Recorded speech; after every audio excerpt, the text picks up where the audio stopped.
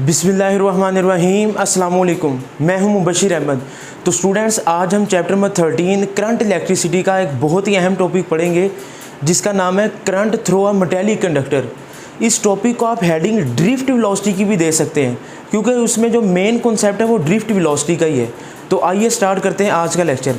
तो आज का लेक्चर शॉर्ट क्वेश्चन और MCQs के लिहाज से बड़ा इंपॉर्टेंट है। आप लोग इसके मेन पॉइंट्स को अंडरलाइन कर लेंगे, ठीक है। तो जी बच्चे, आर्टिकल का नाम है current through a metallic conductor. अच्छा, कंडक्टर एक ऐसी डिवाइस है, मैं पिछले लेक्चर में आपको बेसिक लेक्चर जो मैंने पढ़ाया ना इलेक्ट्रिक करंट का, उसमें मैंने बताया भी है कि कंडक्टर और इंसुलेटर में क्या फ़र्क है। बेटा, कंडक्टर एक ऐसी डिवाइस है जिसमें चार्ज कैरियर जो होते हैं ना वो फ्री इलेक्ट्रॉन होते हैं। ये याद रखिएगा, कंडक्टर के अंदर जो चार्ज कैरियर्स होते हैं वो क्या होते हैं? Free electron. नंबर 1, कंडक्टर वो चीज़ होती है जिसमें से करंट फ्लो करता है। अब मेटल कहते हैं धात को, एक मेटालिक कंडक्टर है। तो जी बच्चे, अब ज़रा गौर करें, मैंने आपके सामने ना एक वायर का छोटा सा पीस लिया हुआ है जिसको जूम आउट करके दिखाया हुआ है। याद रखें, किसी भी कंडक्टर के अंदर ना, किसी भी मेटालिक कंडक्टर के अंदर number of free electrons move कर रहे होते हैं। आपको याद है ना, एटम का सेंट्रल पार्ट न्यूक्लियस, उसके इर्द गिर्द इलेक्ट्रॉन रिवॉल्व करता है। तो जो आखिरी शेल वाले इलेक्ट्रॉन होते हैं उनको हम वैलेंस इलेक्ट्रॉन भी कहते हैं, क्योंकि वो न्यूक्लियस के साथ इतनी अट्रैक्शन की फोर्स नहीं रखते जिसकी वजह से वो लूज़ हो जाते हैं। तो फ्री इलेक्ट्रॉन होते हैं। बात समझ आई? इस डायग्राम में देखें, ये जो आपको रेड वाले सर्कल नज़र आ रहे हैं ना, इसको मैंने एटम से शो किया है, ठीक है। और जो दूसरे आपको एरोज नज़र आ रहे हैं, इनको मैंने फ्री इलेक्ट्रॉन का नाम दिया है। अब किसी भी मेटालिक कंडक्टर में मैंने आपको क्या कहा भला कि नंबर ऑफ फ्री इलेक्ट्रॉन और एटम्स मौजूद होते हैं, और कंडक्टर के अंदर करंट किसकी वजह से फ्लो करता है? फ्री इलेक्ट्रॉन्स की वजह से। ठीक हो गया बच्चे, याद रखिएगा, अभी मैंने इस कंडक्टर को किसी एक्सटर्नल बैटरी के साथ कनेक्ट नहीं किया, और ये जो फ्री इलेक्ट्रॉन है ये रैंडमली मूव करते हैं। किस तरह मूव करते हैं? रैंडमली। और इनकी जो स्पीड होती है ना, the speed of randomly moving electron depends upon temperature. बेटा, ये बात याद रखिएगा कि ये जो इलेक्ट्रॉन किसी कंडक्टर के अंदर रैंडमली मूव करते हैं, ये MCQs आ जाता है, आप लोग इसको अंडरलाइन कर लें कि उनकी जो स्पीड है वो टेम्परेचर के ऊपर डिपेंड करती है। Number 1। Number 2, the average speed of free electron is 10⁵ metre per second. अभी इस कंडक्टर के साथ हमने बैटरी अटैच नहीं की और कंडक्टर के अंदर मौजूद फ्री इलेक्ट्रॉन्स रैंडमली मूव कर रहे हैं और उनकी speed several hundred metre per second है, जिसकी स्पीड कितनी है? 10⁵ metre per second, several 100 kilometre पर सेकेंड। जब इसके साथ हमने बैटरी अटैच नहीं की, और ये जो रैंडमली मूविंग इलेक्ट्रॉन है इनकी स्पीड किसके ऊपर डिपेंड करती है? टेम्परेचर के ऊपर। अच्छा बच्चे, ये जो अभी जब बैटरी हम अटैच नहीं ना करते तो उस वक्त जो फ्री इलेक्ट्रॉन है जो रैंडमली मूव करते हैं, they move just like a gas molecules. जिस तरह हम किसी कंटेनर के अंदर गैस बंद कर दें तो जिस तरह गैस के मॉलिक्यूल मूव करते हैं ना, सेम लाइक उसने एग्जाम्पल दी है कि कंडक्टर के अंदर जो फ्री इलेक्ट्रॉन है ये मूव इस तरह करते हैं जिस तरह गैस मॉलिक्यूल मूव करते हैं। तो ये देख लें, ये 3 MCQs हैं। इनकी स्पीड डिपेंड करती है टेम्परेचर के ऊपर, और जब अभी हमने बैटरी के साथ अटैच नहीं किया, इसको आप थर्मल स्पीड भी कहते हैं। ये जो फ्री इलेक्ट्रॉन है ना बेटा, इसके 3-4 नाम हैं। इसको फ्री इलेक्ट्रॉन भी कहते हैं, थर्मल इलेक्ट्रॉन भी कहते हैं, कंडक्शन इलेक्ट्रॉन भी कहते हैं, और वैलेंस इलेक्ट्रॉन भी कहते हैं। ये देख लें, इसके 3-4 नाम हैं, अंडरलाइन कर लें, ठीक है। इनकी स्पीड डिपेंड करती है टेम्परेचर के ऊपर, होती कितनी है? 10⁵ मीटर पर सेकेंड। ये मूव करते हैं just like a gas molecule. अच्छा जी, अब आगे चलते हैं। जब हम इस कंडक्टर को, इस मेटालिक कंडक्टर को किसी बैटरी के साथ अटैच करते हैं, अब बेटा क्या होगा? आपको पता है ना कि बैटरी का एक नेगेटिव टर्मिनल है, एक पॉजिटिव है। तो इलेक्ट्रिक फील्ड इसके अंदर सेटअप हो जाएगी जिसकी डायरेक्शन ये होगी। हमेशा याद रखेंगे, ये टर्मिनल पॉजिटिव होगा ना और ये टर्मिनल नेगेटिव है, ऐसे है ना। तो इलेक्ट्रिक फील्ड की डायरेक्शन होती है पॉजिटिव से आउटवर्ड और नेगेटिव से इनवर्ड। तो ये इलेक्ट्रिक फील्ड की डायरेक्शन है। अच्छा, पहले तो इलेक्ट्रॉन कैसे मूव कर रहे थे? रैंडमली।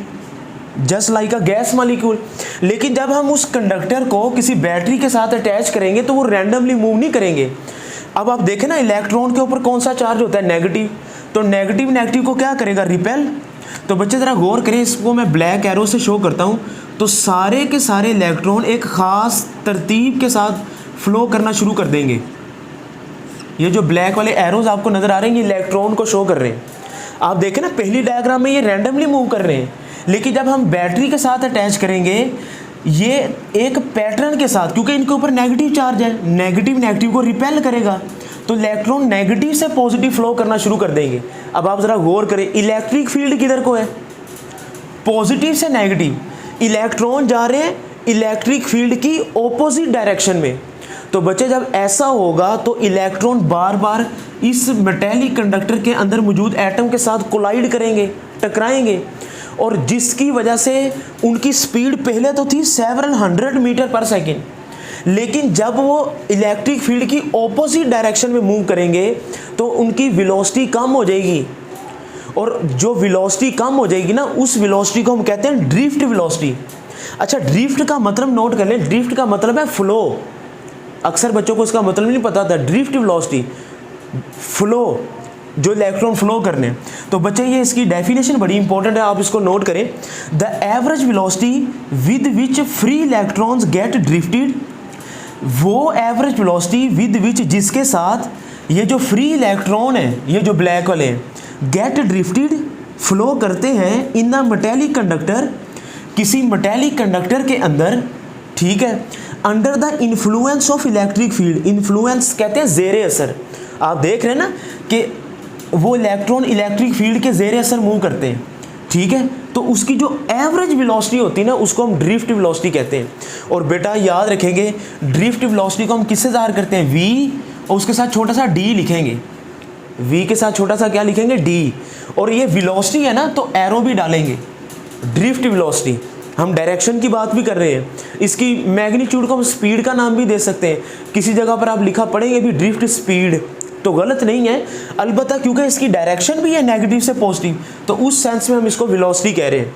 तो बेटा इसकी वैल्यू जो होती है ना ड्रिफ्ट वेलोसिटी की, वो होती है Vd = 10⁻³ मीटर पर सेकेंड, और इसको हम 1 मिलीमीटर पर सेकेंड भी कह सकते हैं। ये देख लें, 10⁻³ को क्या कहते हैं, मिली।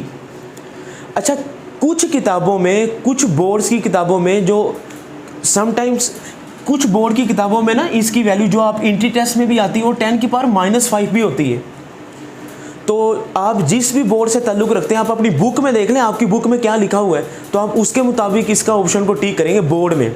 हाँ, अलबत्ता अगर MD कैट में ऑप्शन आ जाए 10⁻³ -5, तो आप -5 को टिक करेंगे। मेडिकल के इंट्री टेस्ट में ये ऑप्शन इस तरह बन सकता है, क्योंकि अब तो ओवरऑल कॉमन सिलेबस से MD कैट हो रहा है ना, तो उस सेंस में मैंने बताया। अच्छा, लेकिन हमारी बुक के अंदर इसको 10⁻³ लिखा है, तो मैं -3 ही रहने देता हूँ। अब आप गौर करें कि पहले तो थी 10⁵, अब एकदम से कितनी स्पीड कम हो गई है, 10⁻³ बहुत कम हो गई है। इलेक्ट्रॉन, उसकी वजह क्योंकि इलेक्ट्रिक फील्ड के वो ऑपोजिट मूव कर रहे हैं ना, बार बार कोलाइड करते हैं उस मेटेलिक कंडक्टर के एटम के साथ, जिसकी वजह से उनकी स्पीड कम हो जाती है। तो बेटा इसका ड्रिफ्ट वेलोसिटी का फार्मूला होता है Vd = अब इसकी मैं मैग्नीट्यूड की बात कर रहा हूँ, I/NEA। I का मतलब क्या है, करंट। ये 13 पॉइंट का फर्स्ट शॉर्ट क्वेश्चन भी एक्सरसाइज का, मैंने शॉर्ट क्वेश्चन 13 के पहले ऑलरेडी करवा दिए, तो आप एक्सरसाइज के शॉर्ट क्वेश्चन भी देख सकते हैं। तो पहला शॉर्ट क्वेश्चन इसी फार्मूले से सोल्व होगा। तो ड्रिफ्ट वेलोसिटी का फार्मूला क्या है, I का मतलब क्या है, करंट, N का मतलब क्या है, number of free electron, E का मतलब है चार्ज 1.6 × 10⁻⁻19 कूलम, A का मतलब है इस वायर का एरिया। बेटा इसको एक और अंदाज में भी लिख सकते हैं, आपको पता है ना ओहम लॉ होता है V = IR, तो I की वैल्यू पुट करवा दें आप V/R, I की वैल्यू मैंने पुट करवाई V/R, ये ओहम लॉ हम कल पढ़ेंगे भी इंशाल्लाह, तो ये याद रखिएगा V = IR इक्वेशन होती है, तो I = V/R, और साथ में क्या आ जाएगा, NEA, this V is called potential difference. अच्छा, ये तो होगी ड्रिफ्ट वेलोसिटी की इक्वेशंस। नेक्स्ट बेटा देखें इसका एक्सेलरेशन क्या होगा। याद रखें जब हम बैटरी अटैच कर देते हैं ना, तो इलेक्ट्रॉन बार बार कोलाइड करते हैं, टकराते हैं उस कंडक्टर के अंदर मौजूद एटम के साथ, तो स्पीड बढ़ने ही लगती है। तो फ़ौरन कोलाइड टकराने की वजह से उनकी स्पीड कम हो जाती, फिर स्पीड बढ़ाने लगते हैं, फ़ौरन आगे एटम के साथ कोलाइड करते हैं, फिर स्पीड कम हो जाती। तो अल्टीमेटली उनका, क्योंकि हम एवरेज वेलोसिटी की बात कर रहे हैं ना, उनकी स्पीड कांस्टेंट हम अज्यूम करते हैं। तो आपको पता है बेटा उसका नेट एक्सेलरेशन, ये फार्मूला आपने पढ़ा है ना, A = F/m। Acceleration Newton cycle F = ma और A = F/m according to Newton cycle law. और F, अब जो फोर्स लगती है वो क्या है, F = QE/m। ये फार्मूला आपने पढ़ा है ना, आपने चैप्टर नंबर 12 में ये फार्मूला पढ़ा है फोर्स का, इलेक्ट्रिक फोर्स का, F = QE। अब ये जो फोर्स लग रही है ना चार्ज के ऊपर, वो इलेक्ट्रिक फील्ड के ऑपोजिट डायरेक्शन में लगती है, तो जिसकी वजह से उसका नेट एक्सेलरेशन क्या हो जाता है बेटा, 0। अच्छा, बच्चे पूछते हैं सर कि अगर इलेक्ट्रॉन इतनी कम वेलोसिटी के साथ मूव करता है तो ये जो रूम के अंदर लाइट लगी होती हैं ये कैसे इतनी जल्दी ऑन हो जाती हैं। तो करंट किसी, flow of electron is called current ना। तो मैंने क्वेश्चन लिखा why room light turns on quickly. जब इलेक्ट्रॉन की स्पीड है 10⁻³ तो ये फिर इतनी जल्दी कैसे ऑन हो जाती हैं। याद रखें बेटा, ये जो इलेक्ट्रिक फील्ड है ना, प्रोपागेशन, इसका आंसर क्या आएगा, propagation of electric field takes place with the speed of light. Speed of light आप देखते हैं 10⁻³ × 10⁸ मीटर पर सेकेंड। तो ये जो इलेक्ट्रिक फील्ड जो सेटअप होती है ना इसके अंदर, वो स्पीड ऑफ लाइट से, जितनी स्पीड ऑफ लाइट है उतनी तेज़ी से ये इलेक्ट्रिक फील्ड सेटअप हो जाती है।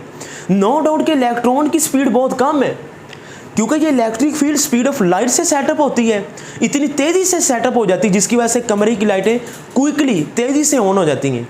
तो बेटा ये तो था ड्रिफ्ट वेलोसिटी का कॉन्सेप्ट, नोट कर लें।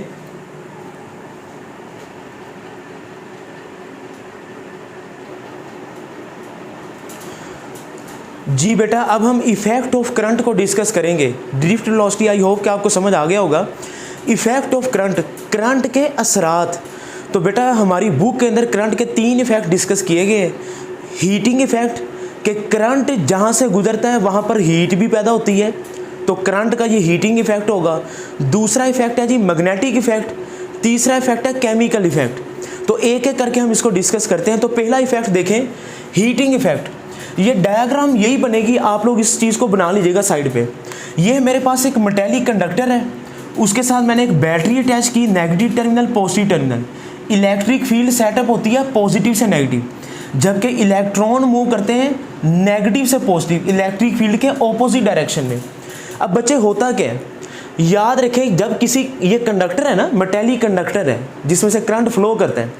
जब इसमें से करंट फ्लो करता है ना बेटा, इस कंडक्टर में से जब करंट फ्लो करता है तो इलेक्ट्रॉन बार बार किसके साथ टकराते हैं, ये रेड सर्कल में जो एटम बने हुए हैं, तो इलेक्ट्रॉन टकराते हैं एटम के साथ। अब इस थ्योरी को गौर से सुनिएगा, ये 3-4 लाइनें आपकी बुक में लिखी हुई हैं, आपने अंडरलाइन कर लेना है। Electrons collide with the atoms of the conductor. जब इलेक्ट्रॉन एटम के साथ टकराते हैं तो इलेक्ट्रॉन्स अपनी एनर्जी लूज़ कर देते हैं। इलेक्ट्रॉन एटम के साथ जब टकराते हैं तो अपनी एनर्जी लूज़ कर देते हैं। तो वो अपनी एनर्जी, आप ये कह दें कि इलेक्ट्रॉन अपनी एनर्जी ट्रांसफ़र कर देता है, मुंतकिल कर देता है, किसको, कंडक्टर के अंदर मौजूद एटम को, जिसकी वजह से एटम्स की थर्मल काइनेटिक एनर्जी बढ़ जाती है। एटम्स ये वाइब्रेट करना पहले ऐसे से कर रहे हैं, बाद में जब इलेक्ट्रॉन टकराते हैं तो उनकी थर्मल काइनेटिक एनर्जी बढ़ जाती। अब एटम के पास एनर्जी कहाँ से आई, इलेक्ट्रॉन ने दी। इलेक्ट्रॉन के पास कहाँ से आई, इस बैटरी ने दी। तो जिसकी वजह से अब एटम्स की थर्मल काइनेटिक एनर्जी बढ़ गई, जिसकी वजह से थर्मल काइनेटिक एनर्जी बढ़ने की वजह से उस कंडक्टर के अंदर हीट पैदा होती है, जिसको आप हीटिंग इफेक्ट कहते हैं। तो बेटा इसकी थ्योरी मैंने आपको समझाई, इसकी इक्वेशन आप क्या लिखेंगे, ये पावर की इक्वेशन आपने पढ़ी है ना, P = W/T, rate of doing work is called power. तो W किसके इक्वल आ जाएगा, W = P/T। अब इस W को ही मैं हीटिंग इफेक्ट कहता हूँ, इसकी जगह पे मैं H लिख देता हूँ, H = PT। एक फार्मूला तो ये बनेगा, और आपने पढ़ा हुआ ना H = पावर का formula P = I² × R × T। तो बेटा ये देख लें, ये पावर के दोनों फार्मूले लगते हैं। तो H is equal to I square R into T, इसको आप जूल्स लॉ भी कहते हैं। This is called Joule's law या जूल्स लॉ, ये साइंटिस्ट का नाम है। H is equal to I square R T. अब ये आई स्केयर आर कहाँ से है? ये पावर की जगह पे मैंने लिखा, और W को, वर्क को मैंने H का नाम दिया है। तो मुझे बताएं कि हीटिंग इफेक्ट में जो H का यूनिट है ना वो क्या होगा? बताएं यूनिट क्या होगा जी? जूल। बेटा वर्क का यूनिट क्या होता है? वर्क का यूनिट जूल ही तो होता है। तो जिसकी वजह से इसको जूल्स लॉ कहते हैं, ये जूल साइंटिस्ट का नाम है। तो अगर आपको पावर दे दी जाए और टाइम दे दिया जाए, आप दोनों को मल्टीप्लाई करेंगे, आपके पास आंसर आ जाएगा। अगर आपको पावर नहीं दी, करंट की वैल्यू दी, उसका आप स्केयर ले लें, आर और टी की वैल्यू को मल्टीप्लाई करके, तब भी आपके पास आ जाएगा। तो ये हीटिंग इफेक्ट की इक्वेशन आपने याद रखनी है दोनों। इसको जूल्स लॉ भी कहते हैं। इसकी एप्लीकेशन कि करंट की वजह से हीट, आप रोज़ाना अपने घरों में देखते हैं कि जो हम कपड़े प्रेस करते हैं, इस्त्री, जिसको हम क्या कहते हैं? Electric iron. आयरन कहते हैं ना इस्त्री, इलेक्ट्रिक आयरन, केटल जिसमें चाय वगैरह पकाते हैं, टोस्टर, ठीक है। तो ये सारे हीटिंग इफेक्ट की एग्जांपल्स हैं बेटा। तो आप हीटिंग इफेक्ट को नोट कर लें, शाबाश।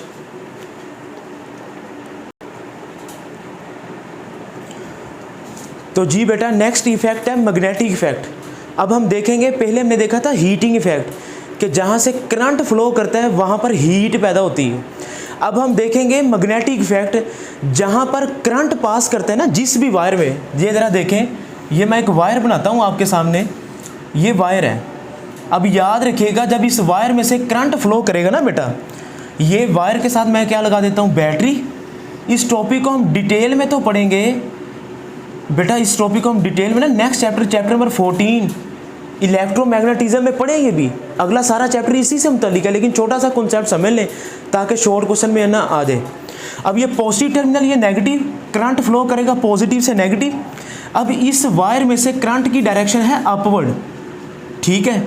ये वायर है मेरे पास, तो मुझे बताएं, इसको हम कहते हैं राइट हैंड रूल। ये वायर है ना, इसमें करंट फ्लो कर रहा है अपवर्ड, तो आप राइट हैंड रूल लगाते हैं बेटा कि आपने अपने थंब किस तरफ करना है? जिधर को करंट फ्लो कर रहा है आपने थंब करना है in the direction of current, the curling finger in the direction of magnetic field. अगर करंट अपवर्ड होगा तो मैग्नेटिक फील्ड होगी क्लॉकवाइज, और अगर करंट डाउनवर्ड होगा, सॉरी, अगर करंट डाउनवर्ड है तो ये कौन सी डायरेक्शन है? क्लॉकवाइज। करंट डाउनवर्ड है तो क्लॉकवाइज, अपवर्ड है तो एंटी क्लॉकवाइज, ठीक है। ये देखना, अगर करंट अपवर्ड है तो ये राइट हैंड रूल से करंट, थंब किधर होगा? करंट की डायरेक्शन में। आपकी जो फिंगर है वो किसको शो करेंगी? मैग्नेटिक फील्ड की डायरेक्शन को। अब बेटा ये कौन सी डायरेक्शन है? Anti clockwise. और ये ज़रा नोट कर लें, अगर करंट अपवर्ड है तो मैग्नेटिक फील्ड एंटी क्लॉकवाइज है। तो ये आपको सर्कल बने हुए नज़र आ रहे होंगे वायर के इर्द गिर्द, ये असल में मैग्नेटिक फील्ड की डायरेक्शन को शो कर रहा है। ये जब मैं वायर का लफ्ज़ लिखा मिटा देता हूँ, तो अब आपको समझ आ गई राइट हैंड रूल कि थंब आपने किधर करना है? करंट की डायरेक्शन में, और curling finger in the direction of magnetic field. अगर करंट अपवर्ड है तो magnetic field anti clockwise, current downward है तो मैग्नेटिक फील्ड क्लॉकवाइज। तो बेटा आप ज़रा देखें कि जिस वायर में से करंट फ्लो करता है, when a current passes through a wire the magnetic field is produce around the wire, तो उसके इर्द गिर्द मैग्नेटिक फील्ड पैदा होती है जब किसी वायर में से करंट गुजरता है। इलेक्ट्रिक फील्ड को ई से और मैग्नेटिक फील्ड को बी से। अब ये जो मैग्नेटिक फील्ड इस वायर के इर्द गिर्द पैदा हुई है ना, इसकी वैल्यू डिपेंड करती है दो चीज़ों पे। B is directly proportional to I, जितना बैटरी करंट ज़्यादा देगी, करंट जितना ज़्यादा होगा वायर के इर्द गिर्द मैग्नेटिक फील्ड की वैल्यू उतनी ज़्यादा होगी। नंबर 2, मैग्नेटिक फील्ड, बी से मुराद है magnetic field. Magnetic field is inversely proportional to distance R, यानी कि आर का मतलब क्या? डिस्टेंस, कि जितना ये आर है ना, दिस इज आर, जितना आप वायर से दूर जाते जाएंगे आर बढ़ता जाएगा, मैग्नेटिक फील्ड कम होती जाएगी, और जितना आप वायर के करीब आते जाएंगे डिस्टेंस कम होता जाएगा और मैग्नेटिक फील्ड बढ़ती जाएगी। यानी कि मैग्नेटिक फील्ड का डिस्टेंस के साथ इन्वर्स ताल्लुक है और करंट के साथ डायरेक्ट ताल्लुक है। और ये इसकी एप्लीकेशन है, ये कहाँ पर यूज़ होता है? Detection and measurement of current. जहाँ पर आपने करंट को डिटेक्ट करना है या मेजर करना है। Number 2, all machine involving electric motor, जितनी भी मशीनें हैं जिनमें इलेक्ट्रिक मोटर का इस्तेमाल होता है उनमें magnetic effect of current use होता है।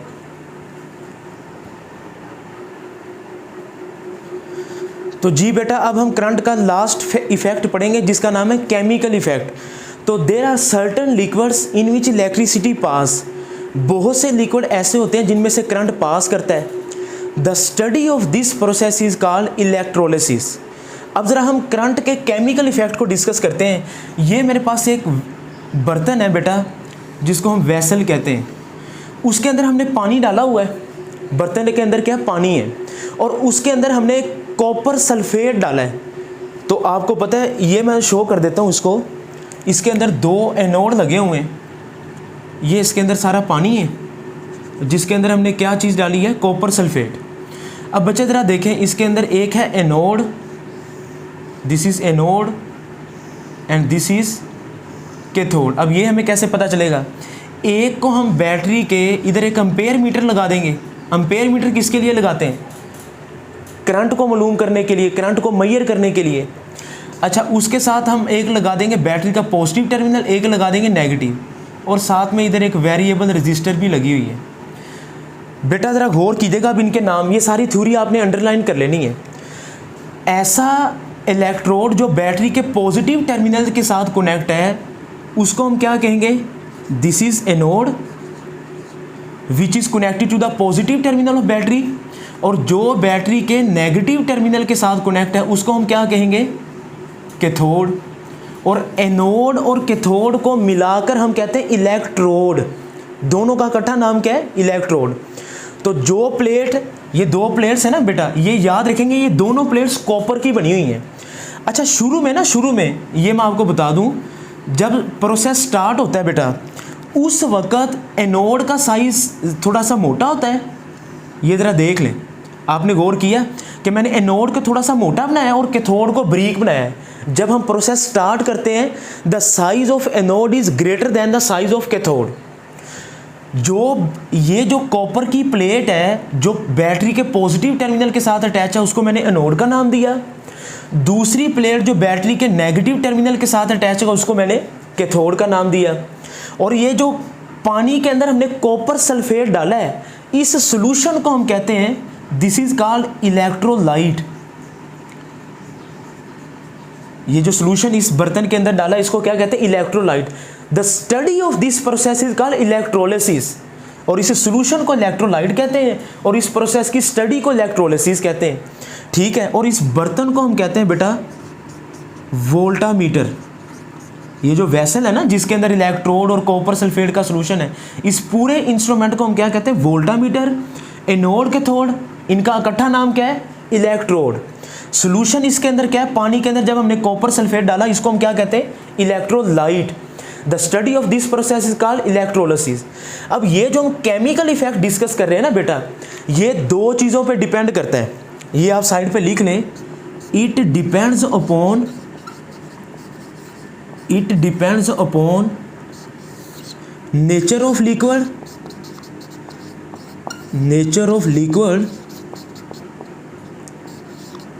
और नंबर 2 किस पे डिपेंड करता है? Amount of electricity past. कि ये जो हम केमिकल इफेक्ट डिस्कस कर रहे हैं ये 2 चीज़ों के ऊपर डिपेंड करता है। नेचर ऑफ लिक्विड के, आया आपने कॉपर सल्फेट डाला है, कोई और सॉल्यूशन, कोई और चीज़ पानी के अंदर मिक्स की है, तो उस लिक्विड की नेचर के ऊपर भी डिपेंड करता है। और नंबर 2 ये है कि करंट कितना पास की है। अच्छा, अब ये सारी मेन चीज़ें मैंने बता दी। शुरू के अंदर आपने याद रखना है एनोड का साइज़ ज़्यादा है, ये जो प्लेट है ना एनोड वाली, ये थोड़ी सी मोटी है और कैथोड वाली बारीक है। अच्छा, ये तो होगा इसका सारा इंट्रोडक्शन। बच्चे अभी चलते हैं इसकी इक्वेशन के ऊपर। ज़रा देखें, जब हम कॉपर सल्फेट CuSO4 को पानी के अंदर मिक्स करेंगे, तो अब ज़रा इसकी थ्योरी को समझिएगा। तो ये मैं थोड़ा सा इसको रेज करता हूँ। आपने समझना है कि ये जो वाइट वाला सारा पानी है जिसके अंदर हमने कॉपर सल्फेट CuSO4 डाला है, तो ऐसा करने से क्या होगा? Cu++ और SO4- आपने पढ़ा है ना केमिस्ट्री के अंदर, कॉपर और सल्फेट आयन बन जाएंगे, कॉपर पॉजिटिव आयन और सल्फेट नेगेटिव आयन। बेटा आप देखें एनोड के ऊपर पॉजिटिव चार्ज है ना, एनोड के ऊपर कौन सा चार्ज है, पॉजिटिव। तो अब सल्फेट आयन किधर को मूव करना शुरू करेंगे, एनोड की तरफ, और कैथोड के ऊपर पॉजिटिव, कैथोड के ऊपर नेगेटिव चार्ज होता है, और कॉपर आयन के ऊपर कौन सा चार्ज है, पॉजिटिव। तो copper ion will move towards cathode. अब ये देख लें ऑपोजिट में, सल्फेट आयन एनोड की तरफ आएंगे, कॉपर आयन कैथोड की तरफ जाएंगे। तो जिसकी वजह से कैथोड पर रिएक्शन क्या होगा, ये ज़रा इक्वेशन नोट कर लें। कैथोड पर क्या होगा, एट कैथोड, जब ये Cu++, ये देखें मैं इसकी इक्वेशन लिख रहा हूँ, जब ये कॉपर आयन कैथोड की तरफ जाएंगे तो ये कैथोड, ये जो मेटल की प्लेट है ना, ये जो कॉपर की प्लेट है, जब ये आयन जाएंगे ना तो ये 2 इलेक्ट्रॉन इसको देंगे, कैथोड 2 इलेक्ट्रॉन कॉपर आयन को देगा, 2 इलेक्ट्रॉन, जिसकी वजह से ये जो कॉपर का आयन है कैथोड से 2 इलेक्ट्रॉन लेने के बाद ये न्यूट्रल हो जाता है, 2 इलेक्ट्रॉन लेने के बाद क्या हो जाता है, न्यूट्रल। और ये कॉपर आयन इसमें से 2 इलेक्ट्रॉन लेने के बाद जब न्यूट्रलाइजेशन होती है तो इसके ऊपर ये डिपॉजिट हो जाता है, किसके ऊपर, कैथोड प्लेट के ऊपर। तो यह आपको कैथोड की इक्वेशन समझ आई कि कॉपर आयन ने 2 इलेक्ट्रॉन लिए कैथोड से और वो न्यूट्रल हो गया।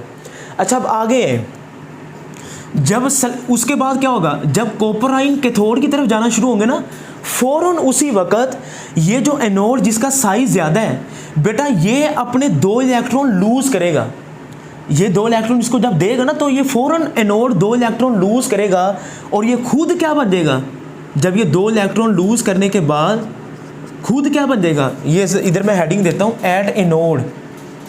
एनोड के ऊपर रिएक्शन क्या होगा जी, ये जो कॉपर की, ये एनोड और कैथोड ये दोनों कॉपर की प्लेट्स हैं बेटा, एनोड के ऊपर कौन सा रिएक्शन होगा, Cu++। तो इधर ये देख लें, ये जो एनोड है ना जिसका साइज मोटा है, ये 2 इलेक्ट्रॉन रिलीज करेगा, जब इसमें से 2 इलेक्ट्रॉन निकलेंगे तो पीछे क्या बच जाएंगे, कॉपर आयन। अब इधर से कॉपर आयन कैथोड की तरफ डिपॉजिट होते जाएंगे, इधर से एनोड कॉपर आयन रिलीज करना शुरू हो जाएगा। इन शॉर्ट अगर मैं जनरल फॉर्म लिखूँ कि Cu++ और SO4-, ये क्या मिलके बनाते हैं, CuSO4। ये आपकी बुक में MCQs भी आपने अंडरलाइन कर लेना है। The density of copper sulphate solution remain same. तो डेंसिटी तो सेम रहेगी क्योंकि कॉपर आयन किधर को डिपॉजिट होना शुरू हो जाएंगे, कैथोड के ऊपर। तो जब कॉपर कैथोड के ऊपर डिपॉजिट होंगे उसी वक्त एनोड जब 2 इलेक्ट्रॉन रिलीज करेगा तो बेटा याद रखें आहिस्ता आहिस्ता एनोड का साइज कम होना शुरू हो जाएगा। जब एनोड 2 इलेक्ट्रॉन रिलीज करेगा ना तो the size of anode decreases. जब ये कॉपर आयन इसके ऊपर डिपॉजिट होना शुरू हो जाएंगे the size of cathode increases. ये उलट होना शुरू हो जाएगा कि एनोड का साइज कम होना शुरू हो जाएगा और कैथोड का साइज बढ़ना शुरू हो जाएगा। आप देख रहे हैं कि हम एक चीज़ की लेयर को दूसरी चीज़ के ऊपर चढ़ा रहे हैं और इसी चीज़ को बेटा हम कहते हैं इलेक्ट्रोप्लेटिंग। ये केमिकल इफेक्ट की 2 एप्लीकेशंस हैं, इलेक्ट्रोप्लेटिंग और प्यूरिफिकेशन। ये इलेक्ट्रोप्लेटिंग की डेफिनेशन भी आ जाती पेपर के अंदर, ज़रा नोट करें। The process of coating